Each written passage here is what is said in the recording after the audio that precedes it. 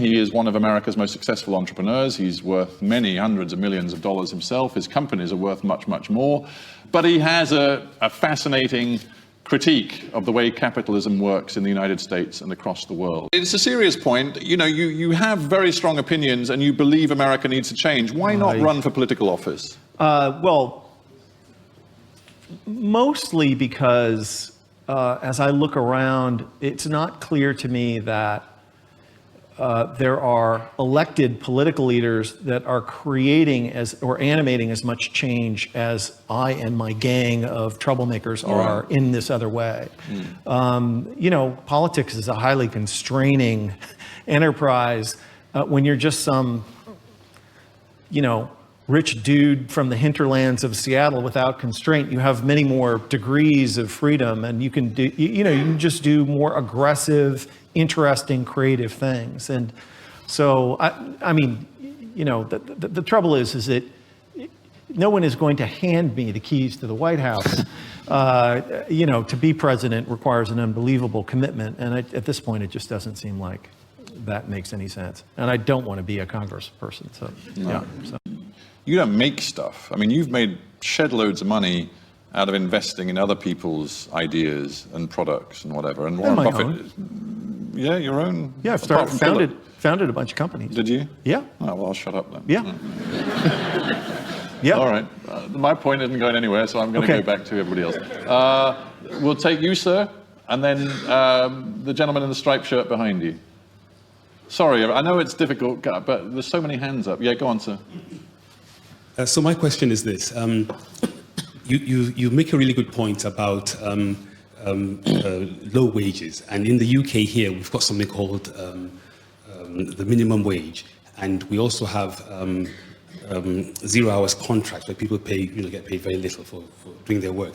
My question to you is this. In the world of globalization that we live in now, how do you reconcile paying people the kind of wages you're talking about when the same work can be done in another part of the world, and there's freedom of trade and movements of people and so on, without causing disruptions? Don't you think it's a bit of a conflict there?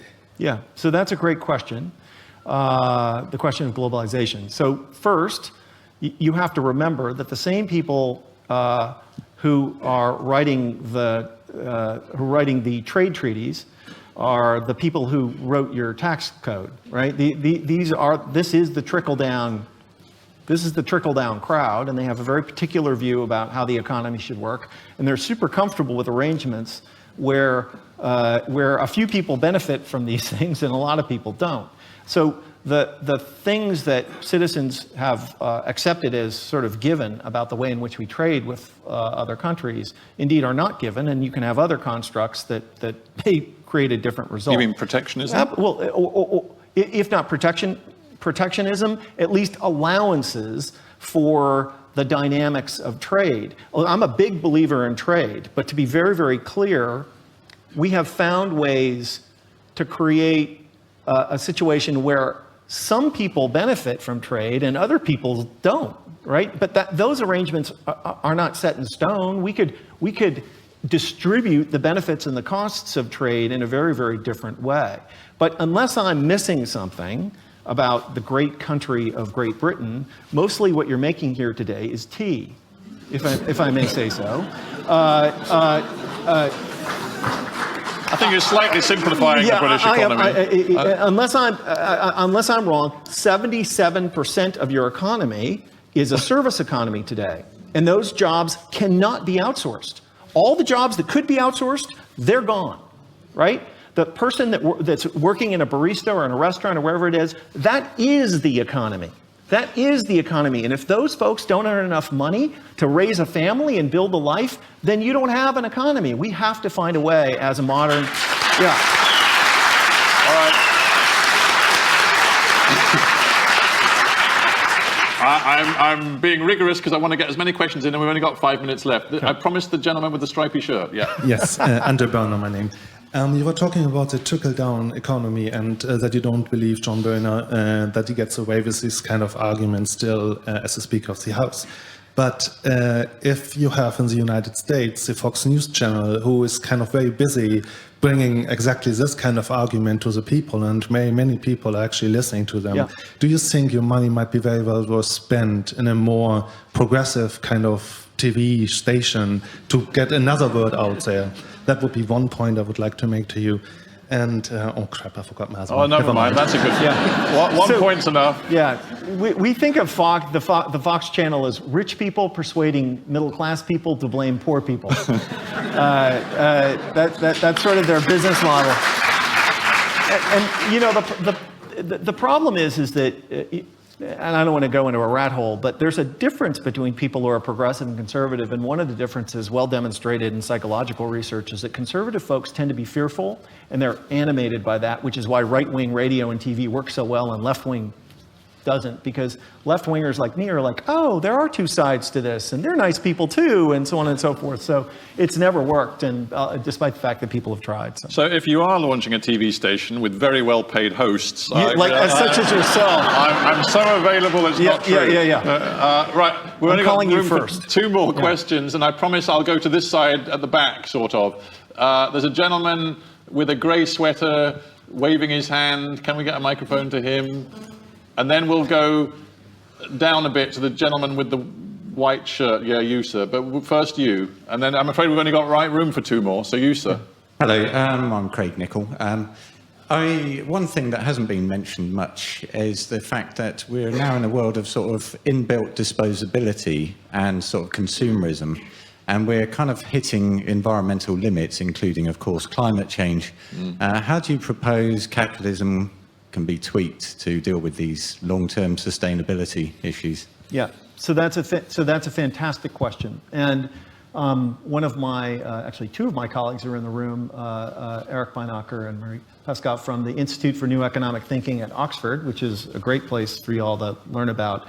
And Eric and I are in the process of writing a new book about how to reimagine capitalism. And if you reject the idea that GDP it should be the measure of growth, which is just really how much stuff we burn and move around society, and recognize that growth has to be really the way in which we improve the material standards of living of people, then you can quite clearly see that it's really solutions to human problems that are the thing that represent growth. And when you see it in that way, it allows you to dematerialize the economy.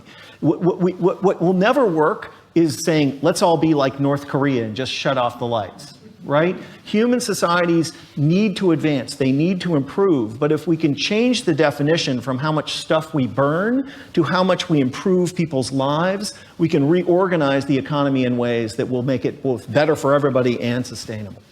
Okay. Thank you. You, sir, yeah. And I'm sorry, ladies and gentlemen, but I'm afraid to say this has to be the last question simply because we're out of time in the theatre. But go ahead, sir. Thank you. Good afternoon to you. My name's Albert Timpson. I picked up on earlier, you said that the rich and the poor, the gap grew closer during wartime. And no one wants to go to war. But most people in those periods were seeking peace. It's why they went to war, to seek peace.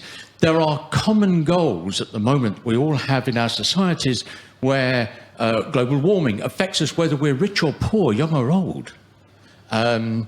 Obesity is becoming a mega problem with our society becoming unhealthy for whatever reason.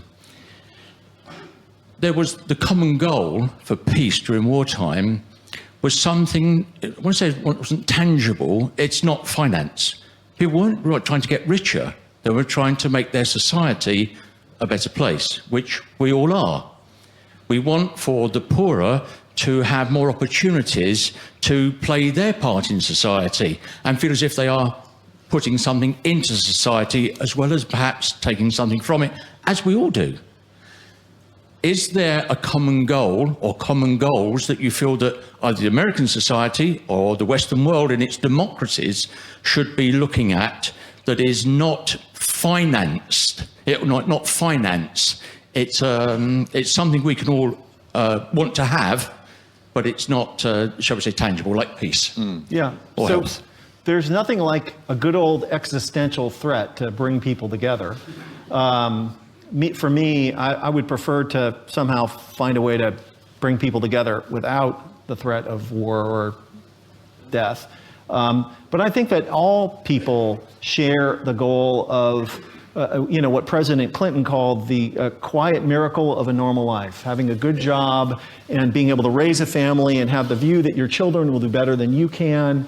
We sort of call that the American dream, but I don't think there's a place on earth where people don't share that aspiration. And I think that by essentially recalibrating how we think about how the economy works, what the point is, and what our individual roles should be in it, the future can be very bright. The world can produce, we can create policies that create growth for everybody, growth in a sustainable way, and, honestly, I think the quiet miracle of a normal life. Well, I'm giving myself the privilege of the last question, because you've just sparked in me a thought. I like the question and this idea that there is some common human purpose that we all could share. The only flip side of that is that when you've reflected on this super elite group of the rich who control so much power and influence in America today, you've reflected upon them, and you're one of them, although obviously quite a particular one of them. But you've said, so many of my fellow zillionaires are borderline sociopaths. They have no empathy and they appear to care about no other people. Yeah. Do you really believe that? Because then if it's true, then all this stuff about common humanity and us finding a common purpose, it's never going to happen. Yeah. So, in any large group of people, you will find some of those people who don't care about other people. If you've never met a person who doesn't care about other people, you may be a person who doesn't care about other people, right? And in a highly cooperative world, missing the part in the brain which allows you to connect emotionally with and have sympathy for other people can be an enormous advantage. And indeed, many enormously ambitious people are successful partly because they are missing that bit. Perhaps you've met some of them. That's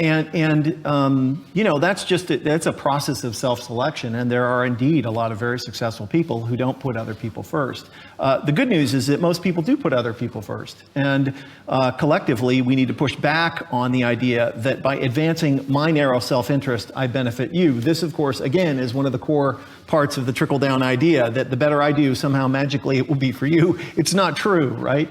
And so we collectively have to push back on that. All right. Well, Nick Hanauer, for a fantastic interview. Thank you.